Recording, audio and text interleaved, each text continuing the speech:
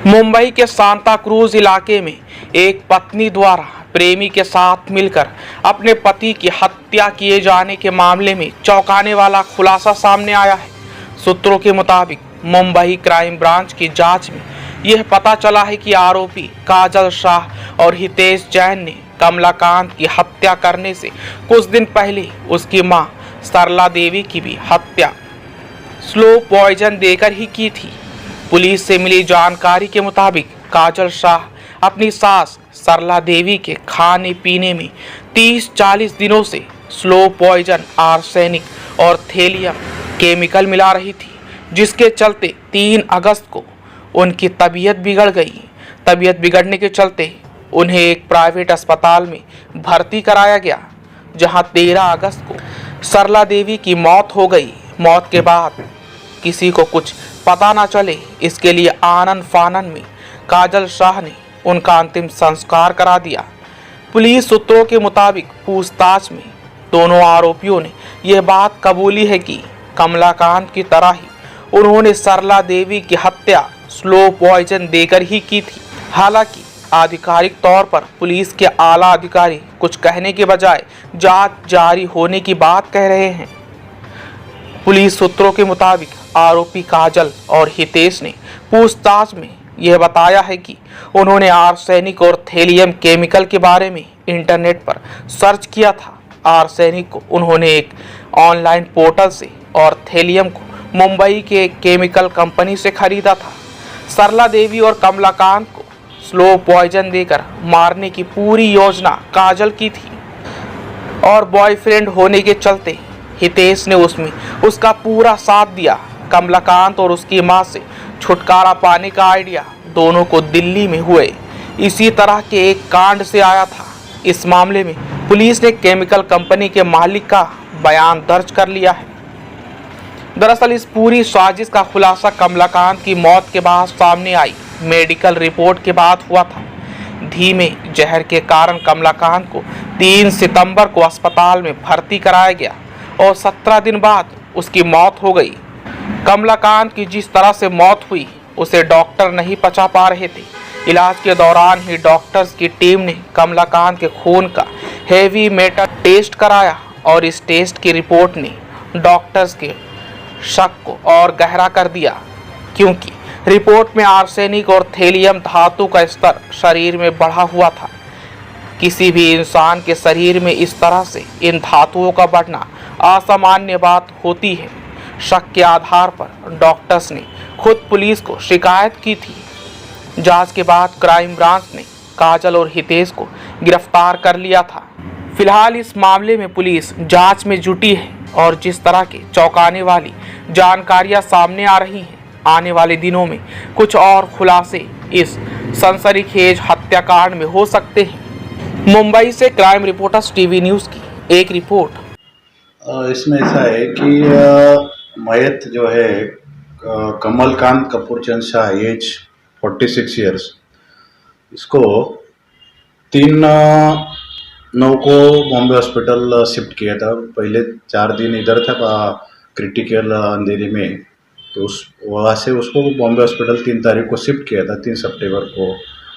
तो वहाँ पे उसका दिन ब दिन तबीयत खराब होती जा रही थी, तो डॉक्टर उसका डायग्नोसिस कर रहे थे। वेरियस टेस्ट करने के बाद लास्ट में उसको डॉक्टर को डायग्नोसिस किया कि उसके ब्लड में या बॉडी में कुछ सस्पिशियस मेटल पाए गए, और डायग्नोसिस और उसका ट्रीटमेंट चलते ही उसका डेथ हो गया 19 तारीख को, 19/9 को। तो वो सस्पिशियस मेटल पाने के वजह से डॉक्टरों ने उसको मेडिकल लीगल केस रेफर किया आज़ाद मैदान पुलिस स्टेशन को।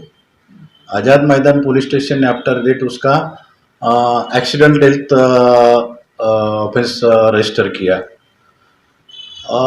उसका शुरुआत यहाँ से घर से हुआ था, सांता क्रूज पुलिस स्टेशन का जुरिडिक्शन था। इसके लिए आज़ाद मैदान पुलिस स्टेशन ने वो case Santa cruise police station को ट्रांसफ़र कर दिया।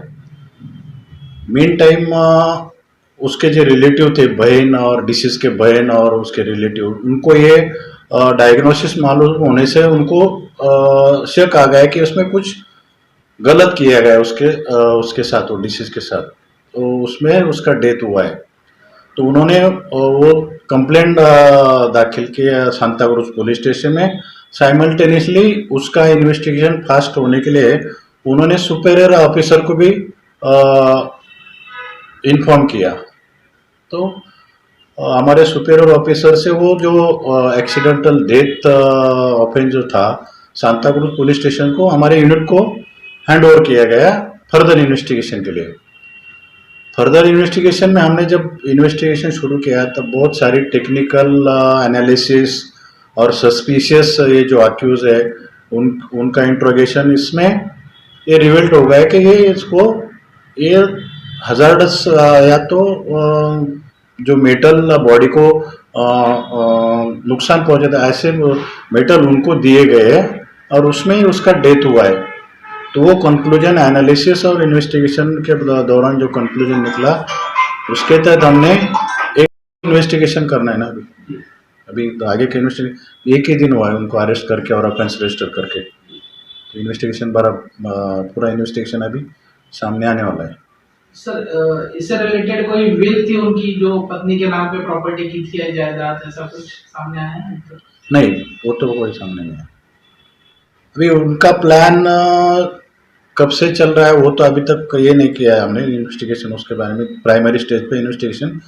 लेकिन उसका रीज़न तो अभी इनका जो दोनों का एक्यूज का रिलेशन है वो थोड़ा उनको उसमें दिखता है और उसका वजह से उनके घर में झगड़े भी हो रहे थे।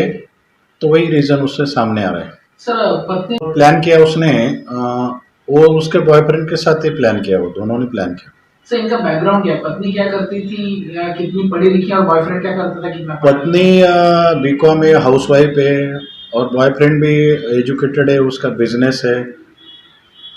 सर, किस चीज़ का बिजनेस है? वो तो ऐसा जो मटेरियल सप्लाई का ट्रेडिंग का बिजनेस है उसका। बेसिकली किसी केमिकल से जुड़ा हुआ कोई बिजनेस है उनका?